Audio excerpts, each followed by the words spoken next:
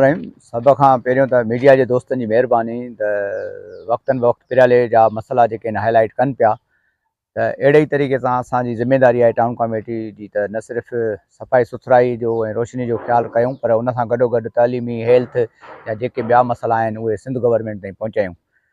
2 साल अॻु में असां अब्दुल क़दीर अंसारी साहिबु उन प्रोजेक्ट जो हेड हुयो जेके गाड़ी मोरीअ जा आहिनि।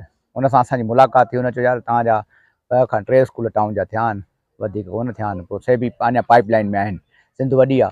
मूं हुनखे गुज़ारिश कई त असांजो मखदूम जो शहर आहे उनखे कोशिशि कयो त असांजा वधि में वधि स्कूल थियनि त जीअं असांजा इलाइक़ा तइलीम सां मालामाल थियनि त अमन अमान बि उन सां क़ाइमु थींदो ऐं सभु मज़हबी रवादारियूं बि पैदा थींदियूं। जो तइलीम आहे त सभु कुझु आहे। असांजे साईं अब्दुल क़दीर अंसारी साहिब सां असां सभिनी गॾु कोशिशि कईसीं। पिराले टाउन कमेटीअ में 9 स्कूल एशियन बैंक ठाहे पई ऐं हाई लेवल ते उन्हनि जी क्वालिटी आहे, उन्हनि जा जेके कमनि जा जेको मयारु आहे उहो पूरे सिंध में मशहूरु आहे। जिते जिते स्कूल ठहियल आहिनि अॻु में तव्हां उते भले ॾिसी वठो। हिते बि हायर सेकेंडरी स्कूल में असां हिन वक़्तु बीठा आहियूं, बॉइज़ हायर सेकेंडरी स्कूल में। हिन में बिल्डिंग आहे जंहिंमें 29 कमरा आहिनि।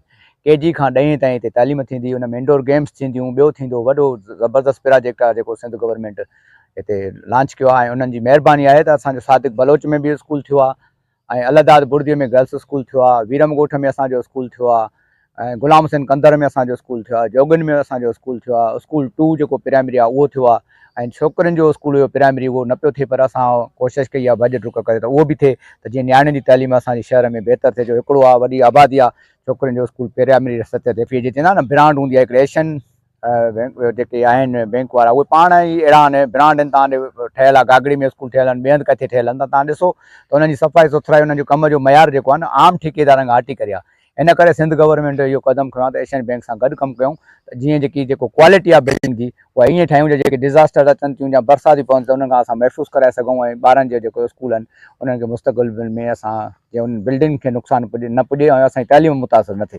त असां ऐं स्पोर्ट्स सिंध गवर्नमेंट जे तावन सां असां हिते क्रिकेट जो ग्राउंड जेको आहे स्कूल ज़मीन ॾिए थो ऐं बिल्डिंग जेका आहे स्पोर्ट्स डिपार्टमेंट सिंध जी उहा तामीर कराए थी। जीअं मंगनवारी में ग्राउंड आहे इंशाल्लाह उनजे लाइ बि असांजी कोशिशि हलंदी थी। इंडोर गेम बि असांजी पिराले में सतह ते जिते बैडमिंटन आहे, टेबल टेनिस आहे, उहो बि असां प्लाट ॾिनो आहे त जून जुलाई 26-27 बजट में उमेदु आहे त हालतूं जे बहितर रहियूं त उहे बि बजट जूं स्कीमूं रखबियूं ऐं पिराले में वधि में वधि असां कोशिशि कंदासीं त न सिर्फ़ु रस्ता जी सफ़ाई पर उन सां गॾोगॾु नौजवान जे रांदियुनि जा, तइलीम जा, सिहत जो बि ख़्यालु रखूं ऐं जीअं इरीगेशन ॾिसो था तव्हां